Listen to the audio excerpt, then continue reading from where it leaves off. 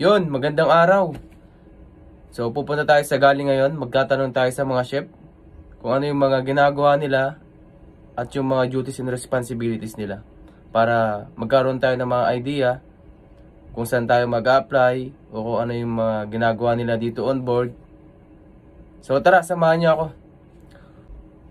Kung bago ka sa pagbabarko, para sa'yo tong video na to. Let's go!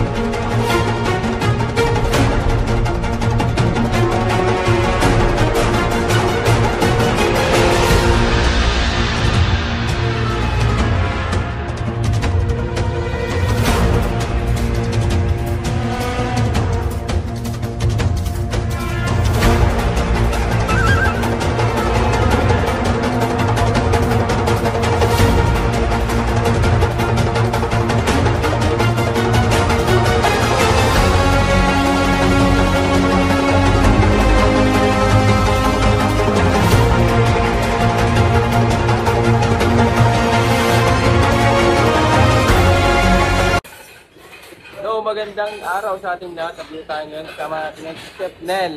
Nel Blanco po. Isang demi-chef. Demi-chef. DCDP. DCDP. Assistant ng mga CDP. Ang mga nag-aasikaso. Tapos nanginigurado na kompleto ang lahat ng pagkain bago ang service. Ano ba yung ibig sabihin ng DCDP, Chef? DCDP? Meaning yan is Demi-chef de partie. Helper kami ng mga CDP. Ang mga CDP naman, yan yung mga nagluluto at tumahawak ng isang dish. Example, merong CDP sa meat, meron sa fish, sa vegetable, sa sauce. At kami mga DCDP, kami ang mga helper nila. So yun yung trabaho mo, Chef? Oh yes, yun ang trabaho ko. Sinisigurado ko na magiging smooth, kompleto at hindi mahirapan ang CDP ko sa mga dapat niyang lutuin at gawin. Yun. Sa pala pwedeng mag-apply, Chef, ng mga chef ganun, yung mga... Marami. Pero mas maganda bago kayo mag-apply kung meron kayong experience kahit sa hotel. Or mga HRM, culinary, or cookery. Nag-take ng gano'n. Sa Magsaysay, mabilis na lang maka-apply. At kung may experience ka at kung kailangan nila yung posisyon, mas mabilis kayo ma-hire.